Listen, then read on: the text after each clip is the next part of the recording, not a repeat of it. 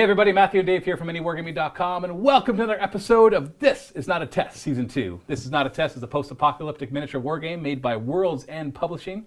You can check them out at worldsendpublishing.com. They sell their book digitally. Did you say World's End Publishing? Yes, or World's End. World's like End, the end of the world as we know it. Links are Do in you the feel video fine? And I do feel fine. That's good. I feel great. The links are in the video description, as well as to other companies like TT Combat, GreenLeafTerrain, Game Mat, Table War, who have provided a lot of the scenery that we use for this. Yeah, it's a lot of fun. Yeah. So of course, big spoiler alert, we're going to be continuing on our narrative campaign from last week, but by this point, if you're watching this, hopefully you've been watching the first 2 episodes, or the first 2 weeks. And as usual, we're going to be doing our roleplay session, settlement management here, and then we'll go to the battle report in the Mini Wargaming Vault at the link below. Yes. So, last game was pretty intense. Yeah. For us, it just happened. Just so we had lunch, and then we came back. That Biff died. He was left behind to be eaten by the fire ants. Good thing you spoiled alert. I did spoil it. And we have some other injuries. Benjamin has to miss a game. We've got... yes, he does. One other person gets -1 to everything. It's Madeline. And Madeline gets -1 to everything. And Beverly gained hatred fire ants. Yes, he did. Indeed. Rightfully so. Which is hilarious, because you just might see more of them throughout the campaign. And other than that, though, you fared pretty well, considering the fact that every single one of your warband was taken out of action. Oh, yeah, I got lucky and then I didn't die. I wouldn't say I fared well, though. It didn't feel like faring well. I said considering that all your guys were taken out. It's good hedging. Only having one of them actually die, not really any major serious injuries. Like gaining hatred, that could work against you. It's actually pretty cool, though. But yeah, he's kind of like, fire ants! And he gets really angry and then he goes for them. Frenzy and brave? If he fails intelligence, then he frenzies, which gives him brave, and has to charge the nearest enemy or move towards the nearest visible enemy. The nearest visible fire ant? No, just says enemy. Oh, so really? When you frenzy, because it just gives you the frenzy rule, and the frenzy rule isn't specific to anything. Oh. So he kind of goes, he frenzies, he's like, I hate these guys, and he takes out his frustration on the nearest enemy. It's like PTSD. Yes, something like that. Anyway, so the interesting part of this one, it's going to be a little different than the other episodes, because back at the settlement, your warband hasn't come back. And so the other settlers have to kind of fend for themselves and figure out what they're going to be doing. You're looking at the table now thinking, what is about to happen? And so the other settlers have to fend for themselves. This is not going to be a defend the settlement one. Don't worry, I'm not going to make you fight with just a few basic settlers and a few basic caravanners. I wouldn't put it past you. And a gunsmith with no weapons. Gotta talk your way out of this. Yeah, just you talk your way out of this one. So what we're going to do is we're going to start off by managing the settlement. And normally we would do the hiring at this point, but because your guys aren't back, essentially I'm gonna come back to them after we do the scavenging and all the resource management. And if there is any hiring, it's because you've come across somebody on your way back, and you have to promise them the money, so you have to have it. So essentially, it's interesting. It's like you're walking around like in any video game where somehow you carry around your 50,000 gold at all times. So it's like really it should be back in some hidden safe somewhere, but you can. That would be annoying. I like the analogy. Yeah, it would be annoying. Think of this like more like a video game where we kind of shrug off some real world physics and just say, yeah, they'll accept a IOU kind of thing. Physics of keeping money in a chest somewhere.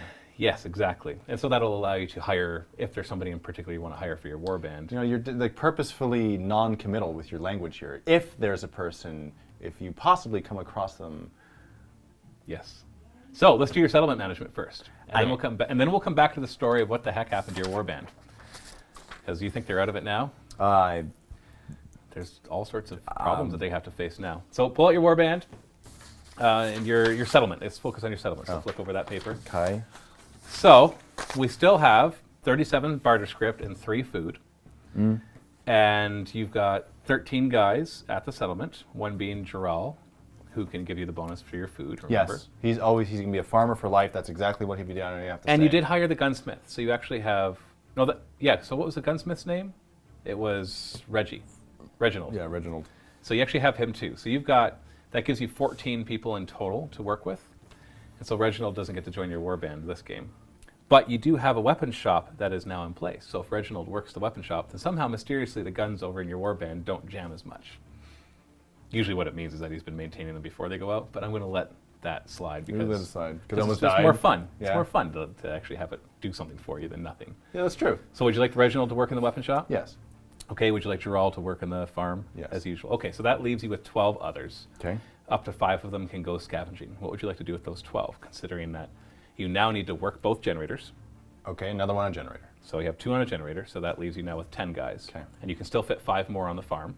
Okay, 5 on farm. Okay, did I do that right? So you had 13 plus Reggie.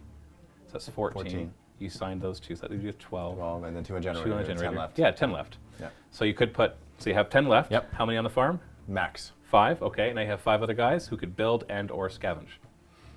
How many would you like to scavenge with? How many would you like to build with? Well, Remember, you don't have to commit to what you're building yet, because you can do the scavenging first, see how much money you have, and then decide.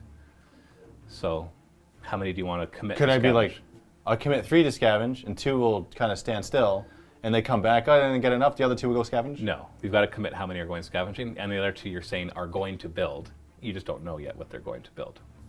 You have to assign all your workers before 3 you get to scavenge, 2 build. Okay, so let's do the scavenging first, and then we'll find out how much money and or not you have. Scavenging isn't always good. No, but it's needed. Otherwise, you won't have any barter script to do anything with. That's your only way of making money, right? Yep. Okay, so we've got your chart right here to tell us what you already got. So you need to start with the first guy, a D69, if you please. 12. You've already rolled that, so re-roll it. We actually got 66. I already got it. Woo! Did you? Yep. Oh, that's sad. I think that was the animal one. And 5. 50. That's 50, right? Is that how that works? Or Yep. is it 510? Do I have a 50? What do I have for the 0? Why would it not be 50? Oh no, it's a D69. So you re-roll 10s because it's only supposed to be a D9. Oh, okay, gotcha. I'm like, I don't remember what I do with the 10. So it's 57. Have you rolled 57 yet? No. 57 is equivalent to rolling a queen of clubs or drawing a queen of clubs. You find a gun shop. Ooh. Following a tip, the model discovers a collapsed gun shop that has been heavily looted. Underneath a bent support beam appears to be several boxes of ammunition. The model must pass a strength test. Or you can just ignore it and maybe find some other things around that won't be worth as much as what you would find if you made the strength test. I'll make a strength test. All right, so he's strength 5, so you gotta roll 5 or higher. Yeah! 8! He wrenches the beam off. You find 15 barter script. Oh. And, so you can write that down, so it brings you up to 52. Or you can just write that quick, that's fine. And you gain the pre-fall ammo relic for free. That follows all the normal rules for relics. So the pre-fall ammo relic is a pretty cool thing. It gives you better ammo. So basically a lot of the ammo that you're shooting out of your guns is ammo that's been made since the war. So it's kind of people just making crappy ammo, which is why your guns jam all the time, right? So the pre-fall ammo is a special relic that does something cool that I do not remember what it is. And it is on one of these pages, and I'm just going to keep talking until Ignore the first 2 gems. Pre-fall ammo. So this is actually ammo that was made before the fall, so it's really good. A model equipped with pre-fall ammo must nominate one of their firearms, which cannot be a support weapon or relic, and they get a +1 to their range tests. So it gives them +1 to hit. Pre-fall ammo does not have the malfunction prone rule, so you don't have to worry, even though it's a relic, it doesn't malfunction. But instead, any fumble when shooting will result in the loss of the range bonus for the rest of that game. So the first time you fumble with the gun, you lose that +1 for the rest of that game. Madeline. Yeah. So she doesn't have it yet, though. Okay, I'll save it for her. Yeah, so write down inventory down here or something and put pre-fall ammo. Pre-fall ammo. Cool, and 15 barter script. Normally it costs 10 barter script to buy pre-fall ammo, and you have to follow the rules of finding relics, which is not, just means you might not even be able to buy it. Gotcha. Okay, second person. That's not a bad first find. Okay, second person rolls. 31. 13, which you have not yet got, so that's 9 barter script. Oh, how do you know? Because anything from 1 to 4, we just multiply the second number by 3. Okay, so 9. Yeah, that's equivalent to drawing a non-face card, like the 2s through 10s. Okay. So you drew a 3. Then write down 13 over here so we don't do it again. And the third one rolls an 11. That's 3 barter script. That's the worst possible roll. But you've used it, so you can never draw that one again. Oh, that's true. 11, you said? No, 3. Hold on a second. A 1. Are you just making sure that it's right? Because you can't draw 1 for number cards. So how did that work? 1 through 4. Yeah, you draw an ace. Yeah, but is ace something? That counts as a 1. No, because ace is something. Ace of spades, ace of diamonds, ace of clubs, ace of hearts. Ooh, maybe that's the best roll.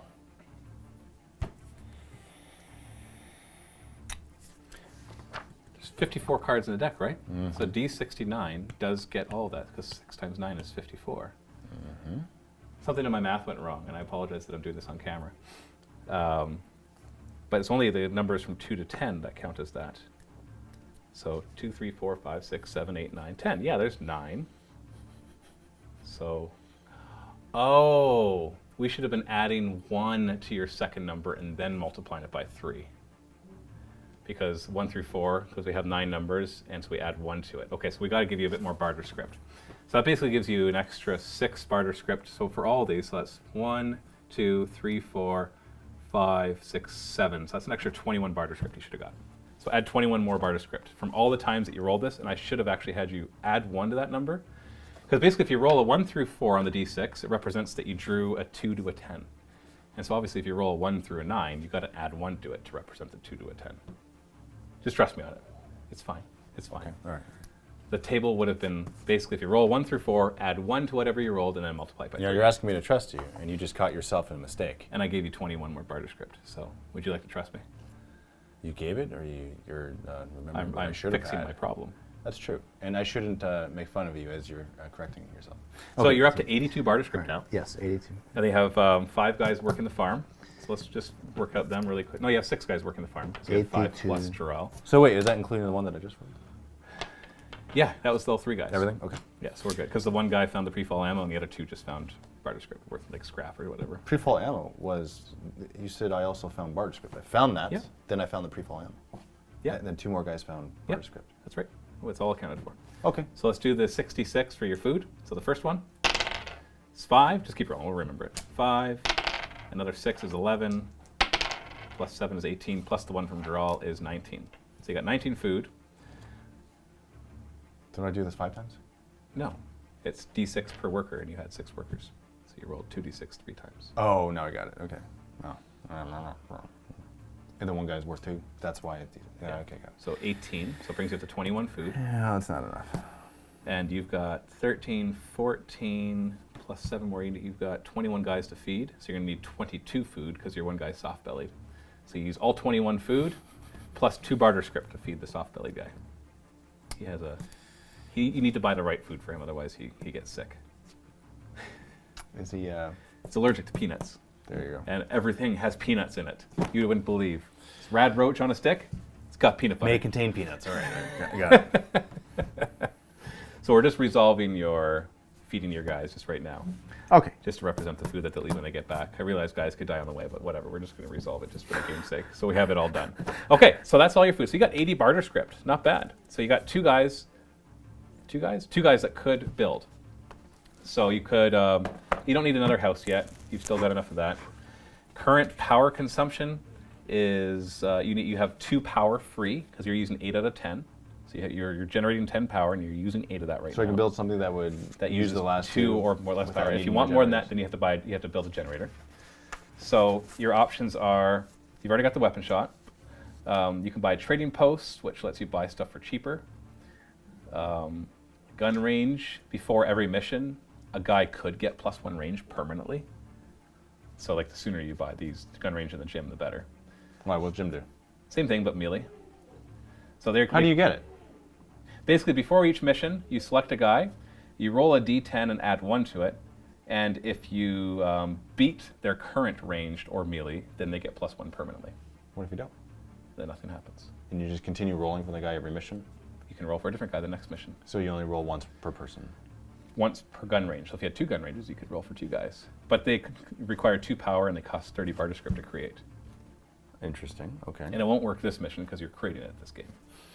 So that's the gun range in the gym, so that gives you plus range and plus melee. So basically the higher the range that the guy already has, the harder it is for it to upgrade, because you got to roll higher than his current ranged or melee in order to upgrade him.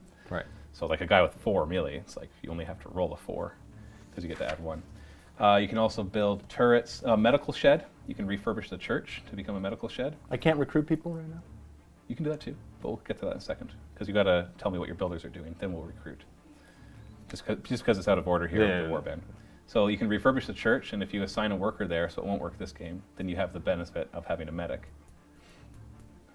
And if you assign somebody who has an intelligence of 7 or a medic skill, then you get even more benefits. Or you can refurbish the playground or diner. And if you do that, then when you put a worker there, it gives you a reroll throughout the game. And the diner gives you up to 3 rerolls, depending on how many workers you put in there.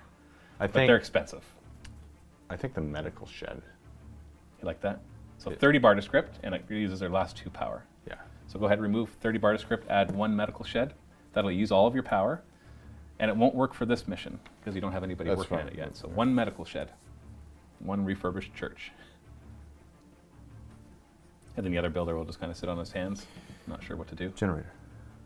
Want to build a generator? Yeah. Generators cost 10, I think. Yeah, just 10. Might as well build a 3rd generator now that you're maxed out, right?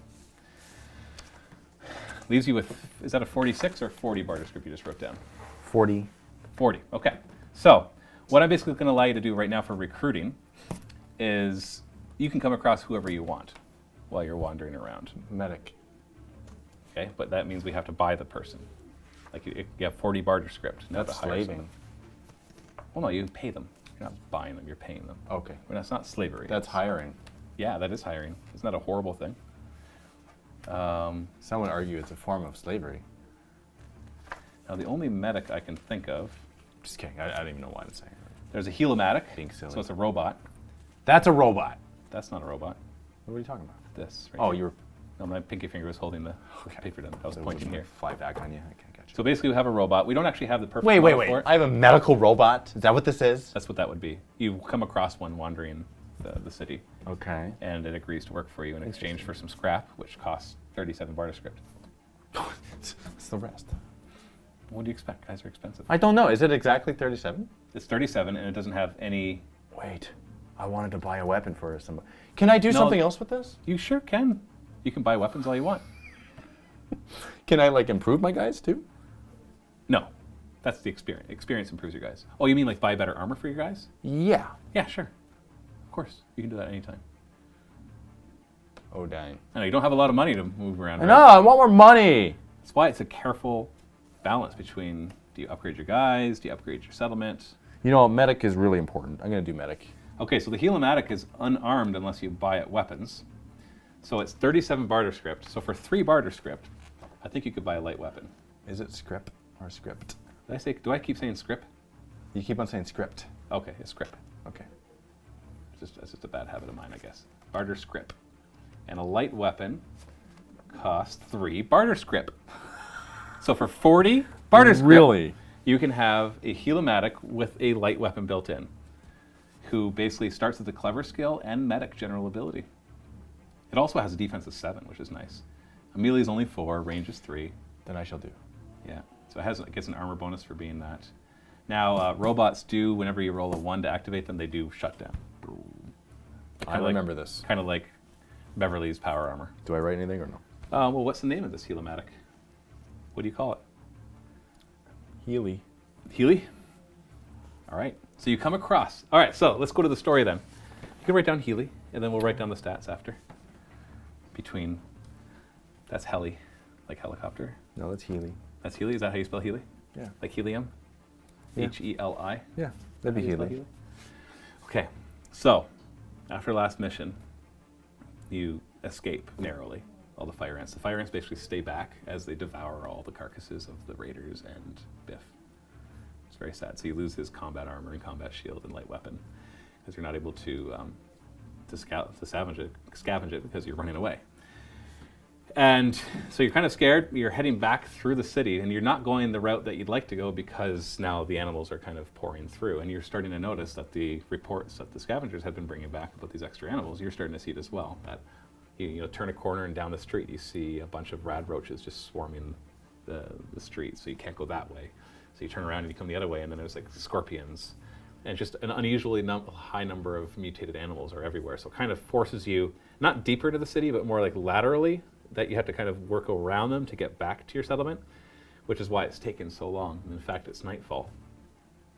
And as you're going along, all of a sudden you can hear the telltale signs of a robot around the corner. And it sounds like...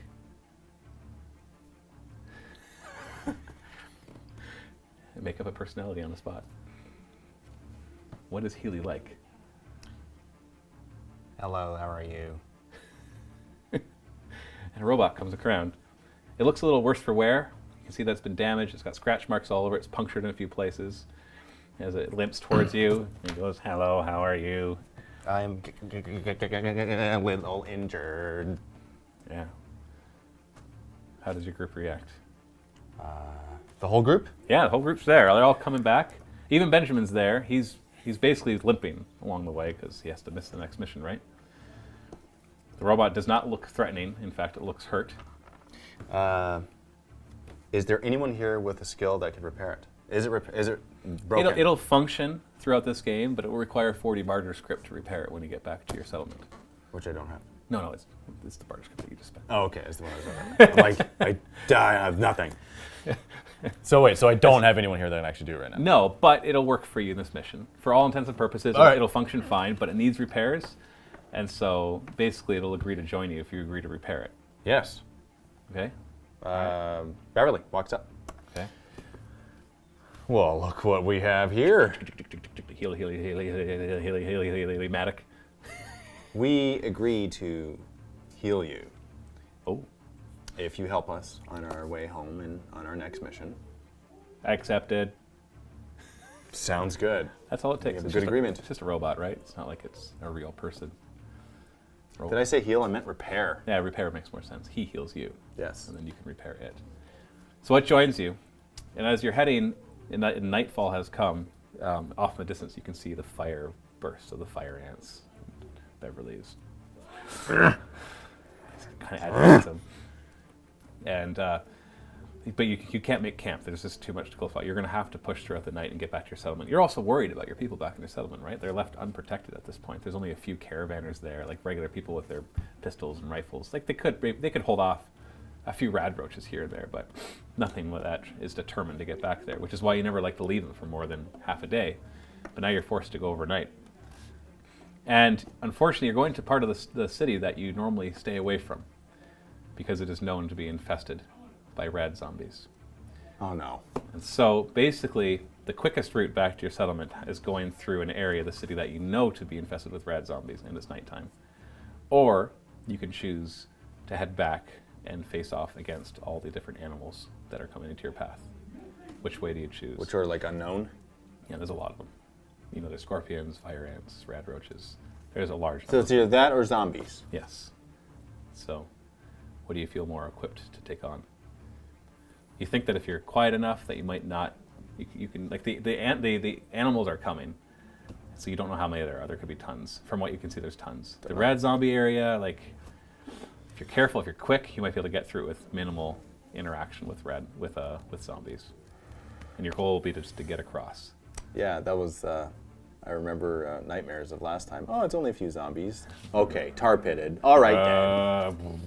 Yeah. All I'm going to tell you is the difficulty level of the rad zombies is unknown. Difficulty level of the animals is hard.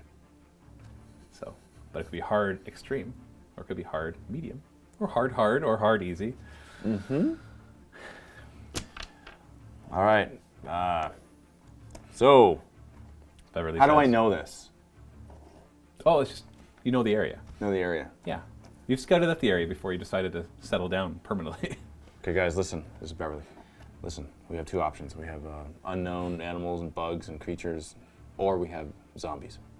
Which one would you rather face in order to get back home? Ronnie the Roaster and Madeline have both faced the zombies before, so they feel somewhat confident in that area. But of course, he's got a flamer and she's a sniper, so of course they would feel confident. They're not the ones that have to get up close and personal. And then Douglas comes up to Beverly. Beverly, I don't think that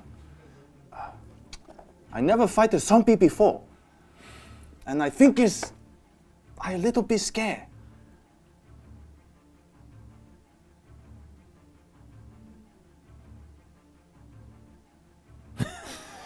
You waiting for me to say something? These are your guys. Oh, don't be scared. Come on, they're not that hard. Actually, I fought them before too. What happened in the mission when he fought them? Did he die? Oh, he's fought them since then. Okay, all right. Yeah, they're not that bad. I mean, Individually, you a can rad get them. zombie, anybody can take out a rad zombie. They're not that Even bad. Jenny and Craig could take on rad zombies. They've never actually faced one before, but they've read so many books about them, or sorry, played so many video games in their nuclear fallout shelter that they feel that they could take them on without any problem, because they're just dumb zombies, right? I fear I might get a preg. And then Benjamin comes up. Oh, I wouldn't worry about that. Well, you wear a mask. It's easy for you to say. You have a point there. And then Jenny and Craig is like, oh my gosh, why is it taking so long to make a decision? Let's just go fight the zombies and everything's gonna be fine. It is the shortest path. Oh, it's the shortest path. Let's just do that. We're gonna do that. Okay, Beverly, yes? All right, zombies it is. So you got the Helomatic. So Benjamin will be pretty useless in this next fight because he's supposed to miss the next mission. But we'll let the Helomatic have a chance to heal him. Now, if he manages to heal him, then he'll just be at the -1 to all of his rolls for the entire Well, what he mission. was before. Yes. And so the Helomatic has a metal of 5, but is intelligent, so it brings it up to 7. So he needs to pass a metal 10 test in order to stabilize Benjamin enough. Metal 10. You know, he has metal 5, which brings, but intelligence it's an intelligence test to do So a it's heal. +2? So it's +2 for So clever. I gotta get 3 or higher. You gotta roll 3 or higher. Okay. So go ahead and do it. If he fumbles, though, I might apply some. 7, yay! Don't have to worry about it.